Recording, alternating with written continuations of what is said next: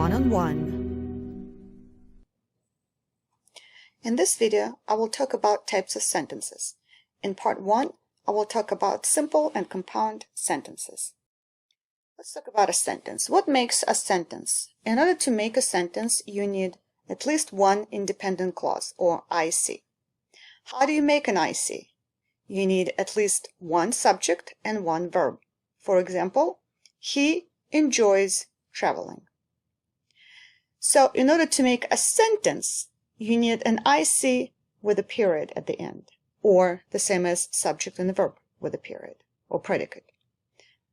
He enjoys traveling. What is the difference between these two formulas?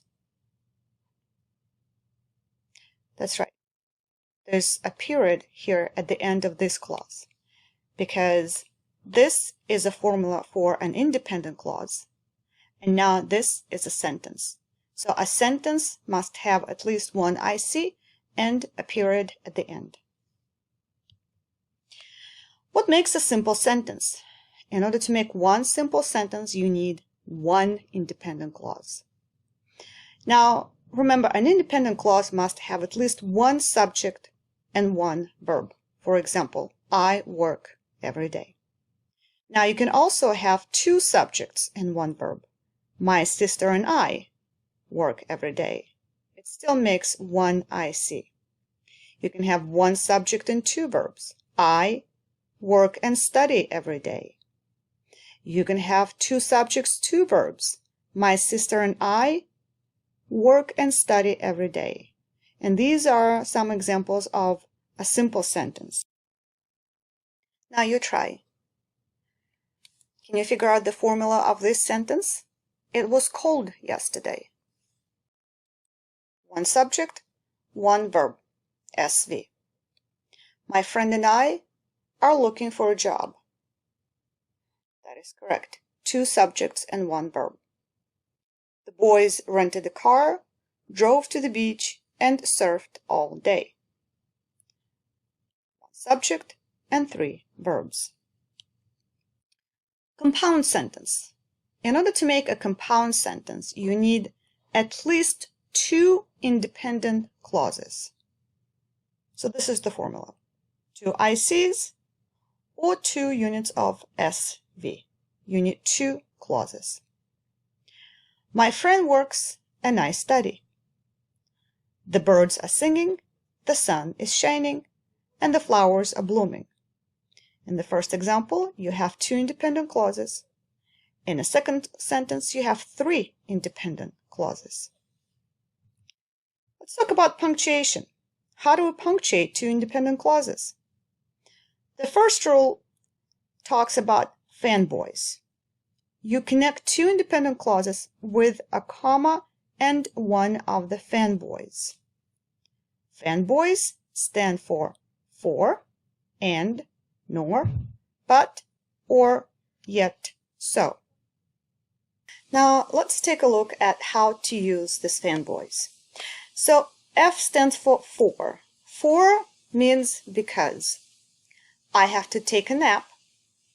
For I'm very tired. It's the same as I have to take a nap because I'm very tired.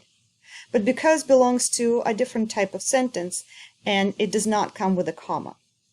So grammatically, they are different. They have two different functions. You use a comma with for. And, I'm sure you're familiar with and, it means addition. Also, the sun is shining, comma, and the flowers are blooming. Nor is a little bit tricky. Nor connects two negative clauses. I do not ski, nor do I skate. And if you remember from subject and verb agreement videos, when you begin a clause with a negative adverb, you need the inverted structure. Remember the question structure. I don't ski, nor do I skate. But means contrast. I enjoy reading, but I don't like writing. Or, give us an option. You cook dinner today, or we'll go out. Yet is very similar to but I call this a weird contrast. It's the contrast that does not really make any sense, or much of a sense. He worked for only 3 hours, yet he is very tired. So what yet means is he worked only for 3 hours. He shouldn't be tired, yet he is very tired. It's the same as to say, I just ate a big breakfast. I shouldn't be hungry, yet I am hungry. And so means result, cause and effect. Tomorrow is a test, so I'd better study. Punctuation rule 2. You can connect two independent clauses with a semicolon. For example, I enjoy reading. I don't like writing. The birds are singing. The sun is shining. The flowers are blooming. Maybe it's not the best way to punctuate independent clauses, but it's a correct one.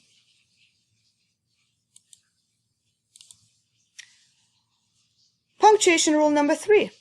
You can connect two independent clauses with a transition. If you use a transition, you need to use a semicolon and a comma. And here's a list of some popular transitions. However, therefore, for example, similarly, in addition, instead, likewise, thus.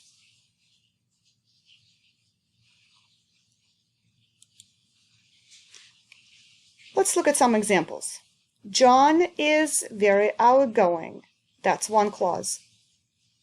For example, every weekend he spends with either his friends or family. This is a second clause. We connect two independent clauses with the semicolon, transition, for example, and a comma. Now let's look at this sentence. John has visited many places around the world. For example, France and Italy. Do not assume that if you use for example in your sentence, you immediately need this punctuation, semicolon and a comma. You only use this punctuation when you connect two independent clauses. Now let's see what's happening in this sentence. We have one IC. John has visited many places around the world. This is your first IC.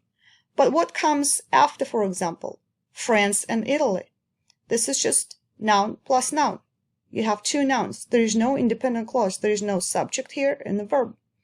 So therefore, you simply use two commas because it's a simple sentence. John has visited many places around the world, for example, France and Italy. In this case, you just separate, for example, with two commas. Now, connecting and punctuating independent clauses in a compound sentence, students might make two common mistakes. One is called run-on. It's when two independent clauses are connected without any punctuation, so they're not connected. For example, I like reading and John enjoys traveling. There's no comma here, so we say one clause runs into the other and there's no punctuation. Instead, it should be I like reading, comma, and John enjoys traveling. He has been in many places. He visited France and Italy. Now, this is where another run-on mistake happening in the sentence. Again, one clause, he has been in many places, runs into the other. He visited France and Italy. Instead, it should be he has been in many places, semicolon, for example, comma, he visited France and Italy. Now, the second error is called comma splice, when you are connecting two independent clauses with just one comma and you're missing either fanboys or transitions. For example, John has visited many places around the world. For example, last summer he went to France and Italy. Now, this is where the comma splice mistake is. You're connecting two independent clauses with a comma and a transition, but you should have a semicolon and a transition. So the correct way to write this sentence is, John has visited many places around the world. For example, last summer he went to France and Italy.